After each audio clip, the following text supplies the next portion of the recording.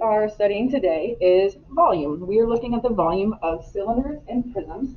And I think that you guys will find this significantly easier than when we were doing surface area. So what we're going to look at today in your notes are just the evens. So if you look at number 2, notice it's a box. Most of you guys, without even looking over here to this side, will know that for a box that your volume is length times width times height. So you just literally, for this first one, for number 2, excuse me, I'm having a little technical difficulties to start. Here we go. 10 by 14 by 4.5. And you're just multiplying those three things together.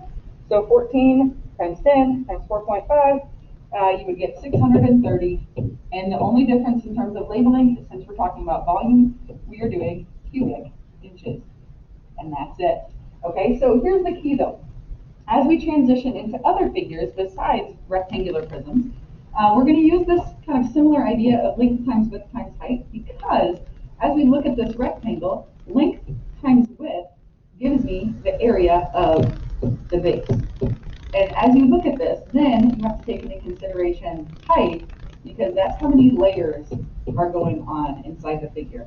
And so as you look and transition into this formula, that is exactly the same thing, just now looking at other prisms besides rectangular prisms. We're going to do the area of the base and multiply it by the height.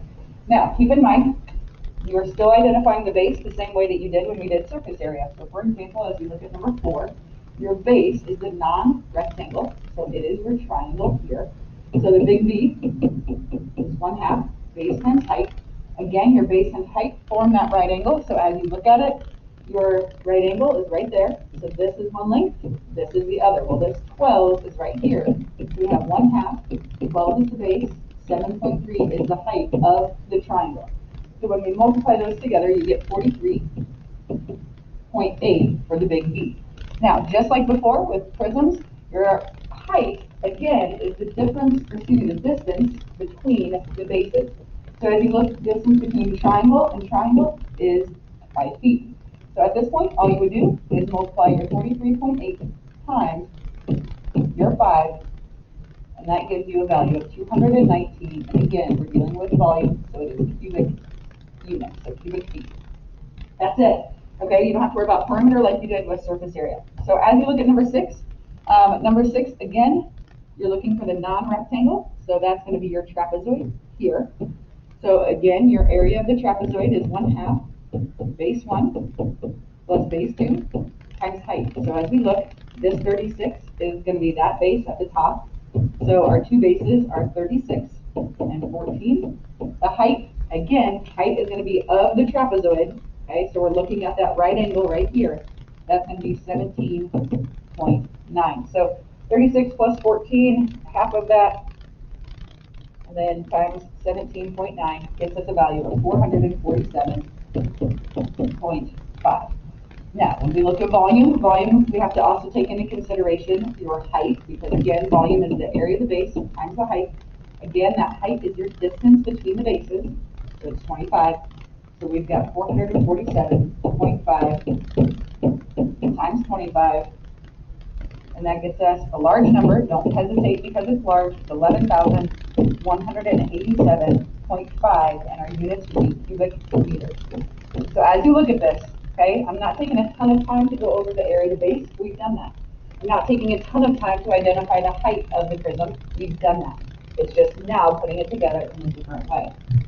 So as you look at number 8, sticking with that even theme that we've been doing, your base is the trapezoid.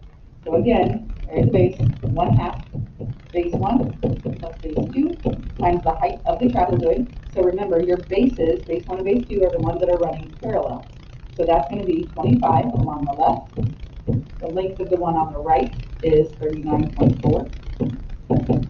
And then the height, we actually don't know. This is the part we don't know. So what we would need to do is we would need to do a little work to find it. And as you might guess, we're going to end up doing Pythagorean theorem to find it. Anytime you're missing a dimension, we're usually doing Pythagorean theorem to find that dimension. So as we look at this, I'm going to just kind of blow this up over here on the side so you can see it a little bit better. This is the part we don't know.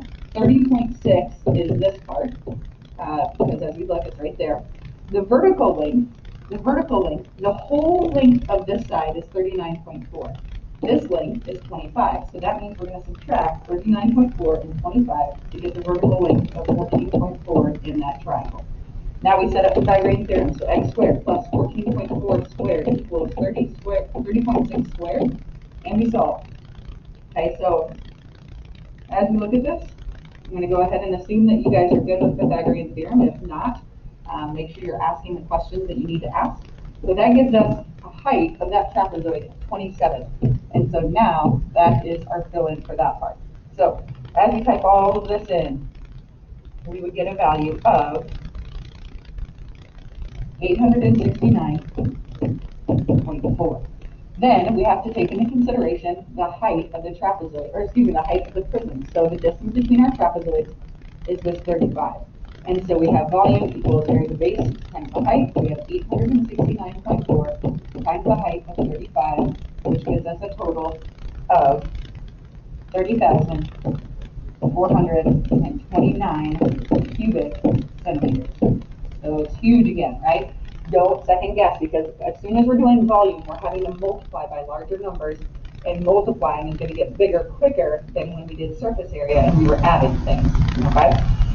One of the things too to be mindful of is, for some of you, it might be easier to identify the height of the prism after you identify your base. So what I mean by that is, if you look at number 8 as an example, here's my base, and before I draw all in it trying to figure out my other dimensions, maybe it's easier then to recognize, okay, there's one trapezoid, here's my other trapezoid, so the distance between them is the 35. And just label that and then come back to that at the end. So just something to kind of consider if you're having trouble still identifying that height. All right, number 10, notice it's the same exact thing, because the area, or excuse me, the base of the cylinder is a circle. The area of the circle is pi r squared.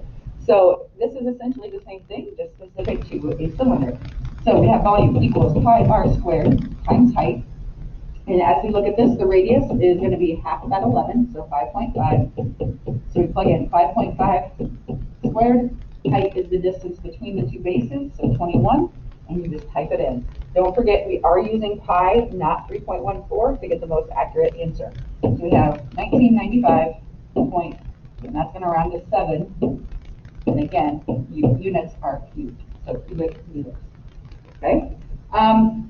As we look at our word problems, number 12, let's do that one. So a diagram of Eric's pool is shown on the left. He plans to fill his pool to a depth of 4 feet with a garden hose that has an 80 cubic foot per hour flow rate. How many hours will it take to fill the pool? So first off, if we're filling the pool, that means that we're doing volume, okay? So the very first thing that we need to recognize is we're going to be doing a cylinder. So volume equals pi r squared times height. Notice that we have a radius over here of 13.5 when we cut that in half.